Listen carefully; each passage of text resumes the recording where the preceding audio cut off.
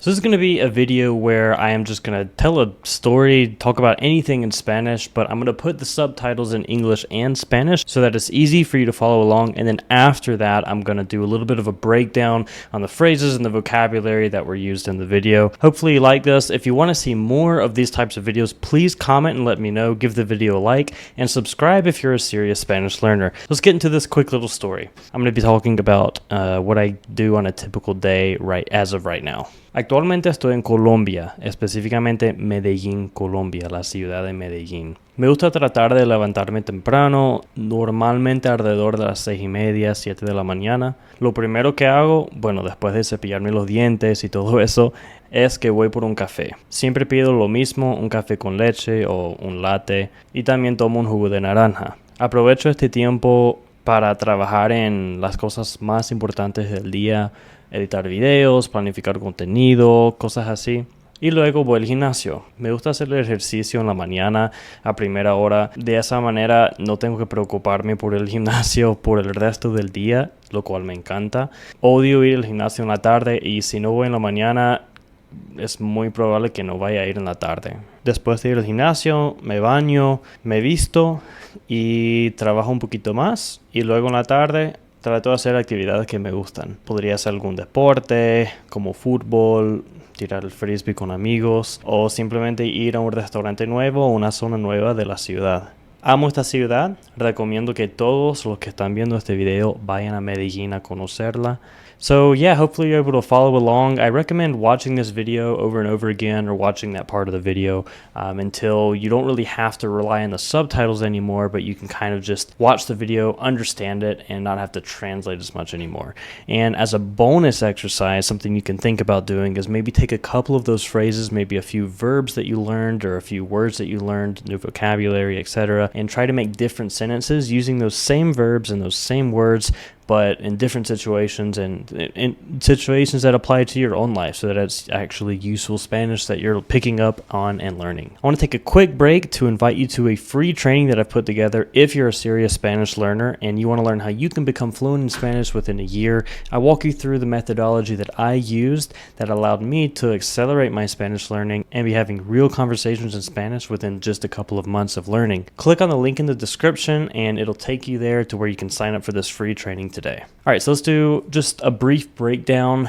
Some of it was pretty straightforward, but I want to kind of break down some of the more useful vocabulary, and maybe there's some parts that were a little bit confusing. The first part was talking about me getting up early, so I think I used the verb levantarme. I didn't have a script or anything for this video, so if I forget some of the things that I said, I apologize. Leave a comment below, and I'll try to answer the questions that you may have that I didn't get during this breakdown. So I used the verb levantarme. It is a reflexive verb because I'm the one getting up. If you're ever confused about what reflexive verbs are in Spanish, things like brushing your teeth, which I used in this little conversation, getting up in the morning, waking up, remember that reflexive verbs are like mirror verbs, so it's things that we do to ourselves. I'll give you an example. So for example, I brush my teeth, me cepillo los dientes. I'm doing it to myself, so that's why I have that me there, that me cepillo los dientes.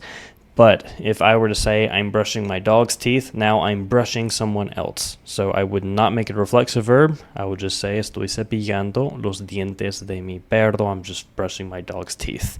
Another verb you could have used instead of levantarse in order to say get up in the morning is pararme. Pararse is just another verb to say to get up. You could also use a new verb, madrugar. Madrugar means to get up early. Literally to get up early. You don't have to say despertarse temprano to say to wake up early. You can just say madrugar. Tengo que madrugar mañana would be I have to get up early tomorrow. Another thing I said was voy por un café or voy por café.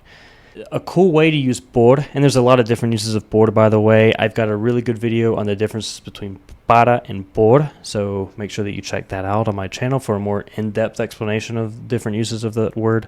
But one of the uses of por is to say that you're going to get something, and it's a really quick and easy way to do that. So when I said voy por café, it literally means I'm going to coffee or to go get coffee. Another example of using that in a different context could be, let's say that I have to go pick up my license somewhere. I could say voy a ir por mi licencia, saying that I'm going to go to get my license or I'm going for my license. I talked about saying that I like to get some work done and then go to the gym. Luego voy al gimnasio. So the different ways, there's two different ways to use the word then when you're talking about I did something, then I did something else.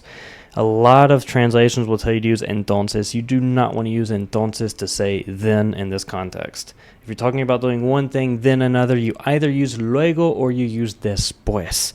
Después also means after, and luego also means later. So it's literally like you're saying, I work, later I go to the gym. Hopefully that makes some sense. What else did I say?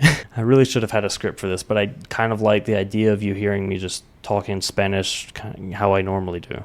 There are a couple of parts where I had to use the subjunctive conjugations of verbs. So I always consider the subjunctive as the last type of verb conjugation that you should learn. It's a little bit more advanced, but it's good to know that it exists, especially if you're a beginner or an intermediate learner. The subjunctive is triggered by different situations. So one of the things that I said was I recommend that everyone that's watching this video go to this city. And the part that I said, if I were to say, I recommend you go, it would be recomiendo que vayas. And ir is conjugated in the subjunctive in this situation. We're saying, I recommend that you go. Recomiendo que vayas. So vayas is how you say vas. You go, or you are going, in the subjunctive tense. So if you notice that some of the verb conjugations seemed a little bit off to you or a little bit different than what you're used to, it's most likely the subjunctive, and you can look up different ways and different phrases that'll trigger that. Again, I really hope that you like this video. If you want more videos like this, and specifically topic related, maybe there's a topic you want me to kind of act out, or a story you want me to tell and just talk normally in Spanish, let me know in the comments. I like the idea of giving you something that's easy to see with the subtitles in English and Spanish, where I'm just talking normal Spanish, telling a story, you're talking about a specific topic or anything that you want to talk about, making it easy to follow along with, and then breaking it down. So not just you doing listening practice, but practical practice with practical examples where you can take these examples and understand why I said it the way that I said it, and then use it in your own personal lives. Again, make sure that you check out that free training. The link to save your spot is in the description of the video below if you want to learn how to become fluent in Spanish and accelerate the time it takes you to do so. Please subscribe to the channel. I'd appreciate it so I can make more of these videos. See you in the next one.